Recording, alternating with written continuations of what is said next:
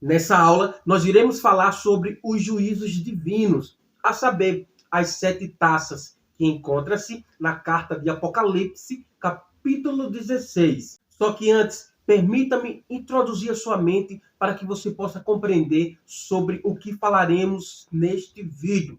Não se preocupe, no final dessa introdução, eu irei deixar um card marcando um vídeo onde eu falo sobre as 7 trombetas. E se você não assistiu, é bastante essencial que você assista. No gráfico das trombetas, vimos que as 7 taças aparecem com o soar da última trombeta. Isso significa que estas serão derramadas no fim da grande tribulação. É bom relembrar que enquanto as trombetas marcam toda a segunda metade do período tribulacional, o juízo das taças vem no último instante, antes da vinda de Jesus, para concluir a ira de Deus sobre os incrédulos. De um modo geral, as taças têm à primeira vista paralelo com as trombetas. No entanto, elas são dirigidas diretamente aos homens, e fica óbvio que será sobre os adoradores da besta. Ao contrário das trombetas, que se vistas de maneira literal, como já vimos e estudamos, tem relação com o mundo, ou seja, as árvores, o mar, a terra, etc. As primeiras 4 taças se parecem muito com as primeiras 4 trombetas do capítulo 8. As pragas das primeiras 4 taças atingem as mesmas áreas que as primeiras 4 trombetas atingiram. No entanto, a diferença é que as pragas das trombetas atingiram uma parte limitada da terra, ou seja, uma terça parte, enquanto as pragas das taças não têm limite. Bom, e aqui eu vou deixar um card marcado para que você possa assistir, onde eu falo sobre as 7 trombetas. Só que fica até o final desse vídeo e depois você clica e assiste, ok? Não se preocupe, no final do vídeo eu irei deixar uns vídeos marcados falando sobre 7 selos. Então assista essa aula tranquilamente e no final eu deixarei marcado, ok? Agora nós iremos estudar sobre a primeira taça, que encontra-se em Apocalipse, capítulo 16, a partir do verso 2. E foi o primeiro e derramou sua taça sobre a terra, e fez uma chaga má e maligna nos homens que tinham o sinal da besta e que adoravam a sua imagem. Isso você vê no versículo 2 de Apocalipse, capítulo 16. Esta imagem é semelhante à 6ª praga lançada sobre o Egito. Dá uma olhada na sua Bíblia em Êxodo, capítulo 9, os versículos 8 e 12. Seu alvo são os adoradores da imagem da besta. As pessoas que estão relacionadas com a besta e adoram sua imagem recebem uma ferida incurável como marca.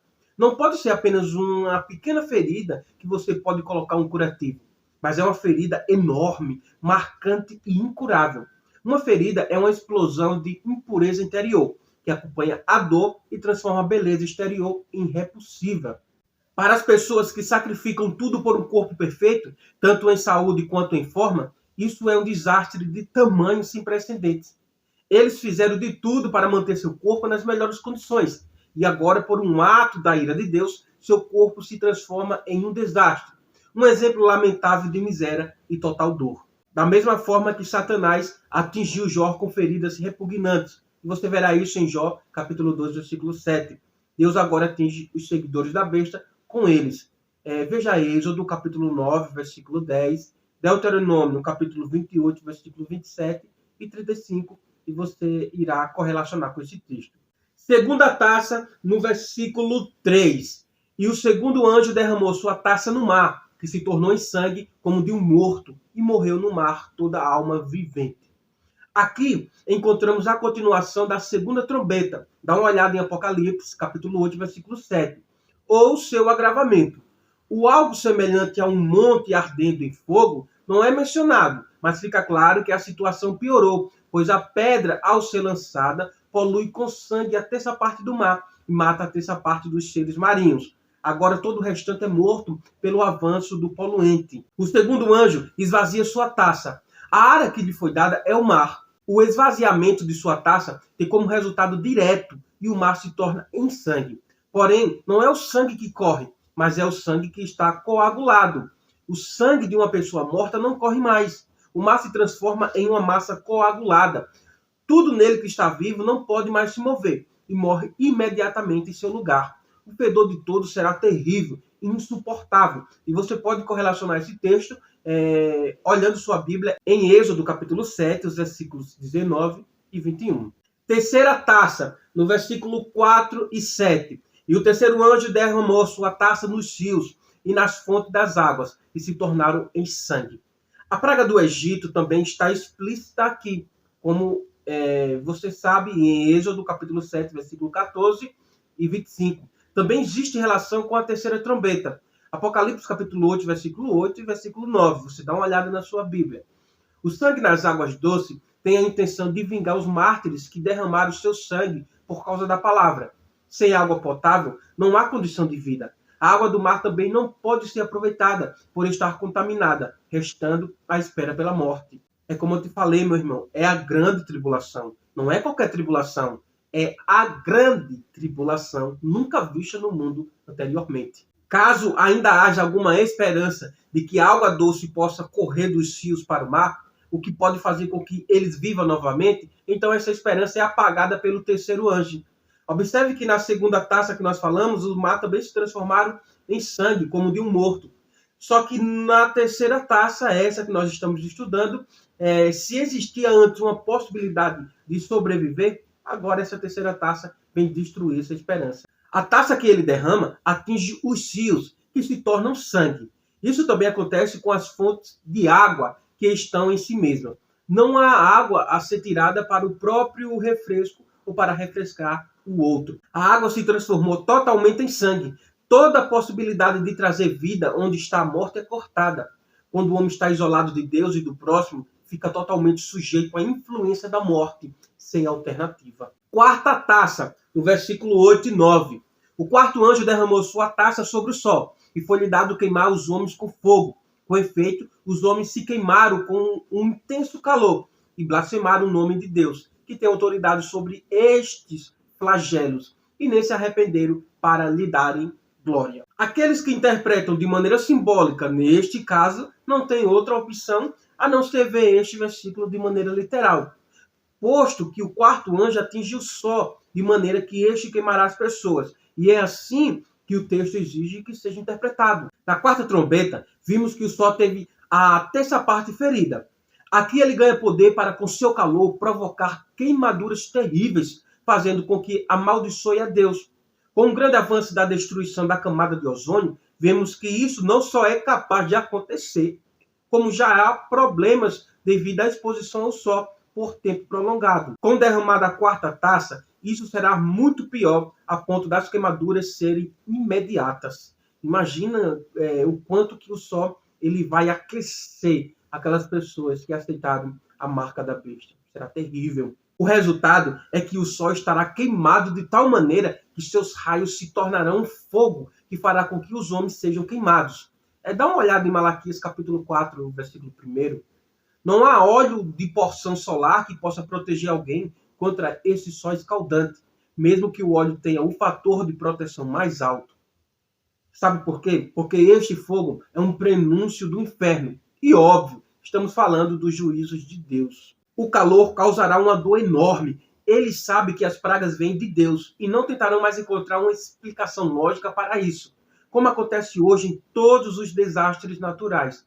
As pessoas, entretanto, se recusam a admitir que Deus fala claramente com elas nesses desastres naturais para que possam se arrepender. Enormes dores físicas ou pesados tormentos internos, ou ambos, os levarão a Deus. No entanto, eles não vêm a Deus para confessar seus pecados, mas para blasfemar contra ele. Contra seu melhor julgamento, eles o culpam por todo o infortúnio.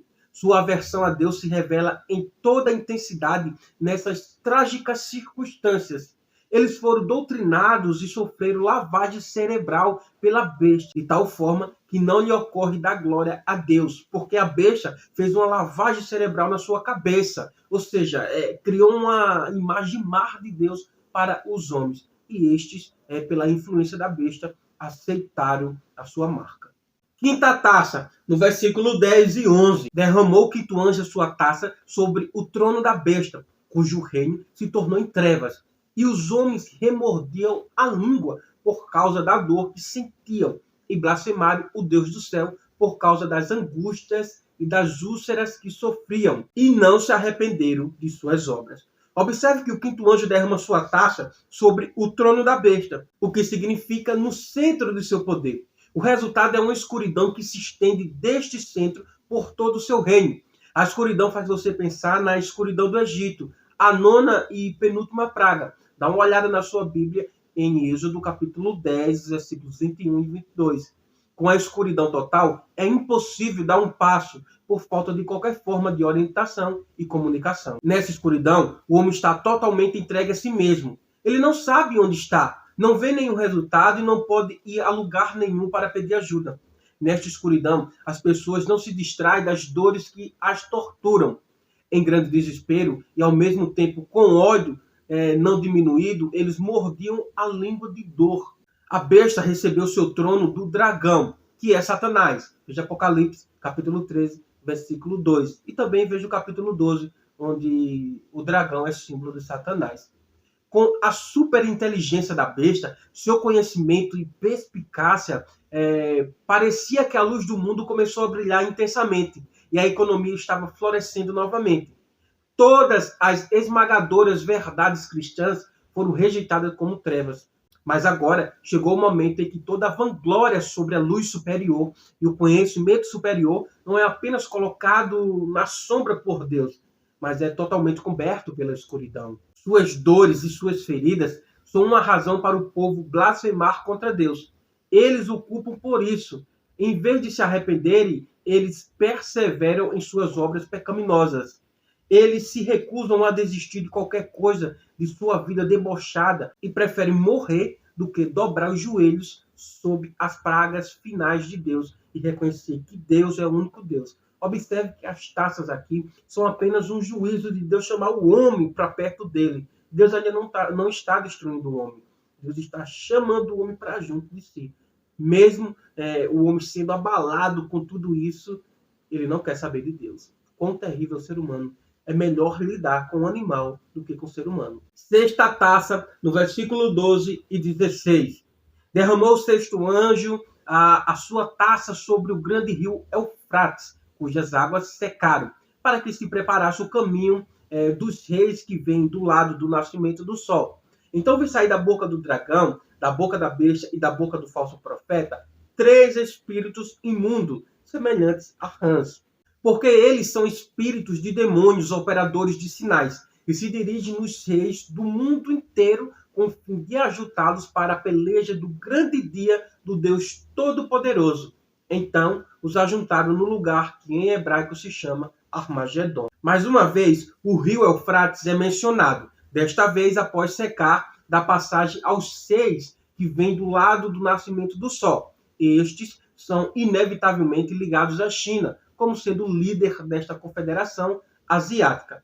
O dragão, que é Satanás, juntamente com a besta e o falso profeta, expelirão cada um demônio que, com poder de engano, persuadirão os líderes do governo, de modo que se juntarão para a batalha do Armagedon. Neste momento, João dá uma olhada nas ações secretas da trindade da impiedade: o dragão, a besta, o falso profeta. Da boca de cada um deles sai um espírito imundo. Esses espíritos imundos parecem rãs.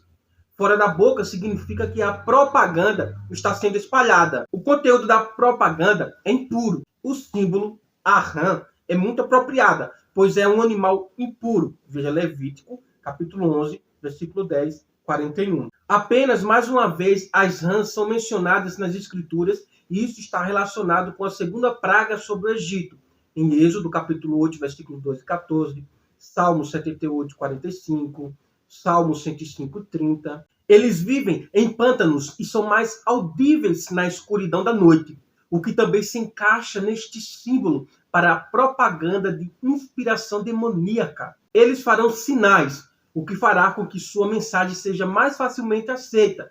Sua missão é fazer com que os reis de todo o mundo concordem com sua intenção. Essa intenção é guerrear contra Deus e seu Cristo. Mas, por mais astutos e enganosos que os demônios sempre tenham sido, eles certamente apresentarão seu plano de outra forma, talvez até com uma missão de paz. Afinal, a paz é necessária no Oriente Médio. Estou certo ou errado? O lugar onde esses exércitos estão reunidos é chamado pelo seu nome hebraico Armagedon. Significa a montanha onde as tropas se reúnem. Neste lugar, os exércitos da Europa Ocidental serão derrotados pelo Senhor Jesus. O relato dessa batalha, ou melhor, do julgamento, é descrito no capítulo 19 de Apocalipse. A partir dos versículos 19 e 21, você verá isso explicitamente. Sétima taça, versículo 17 ao 21.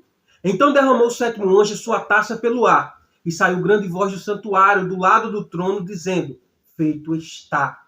Finalmente, é a vez do sétimo e último anjo. Sob os julgamentos anteriores da taça, toda a sociedade já foi destruída em todas as suas partes, mas resta um território e esse é o ar.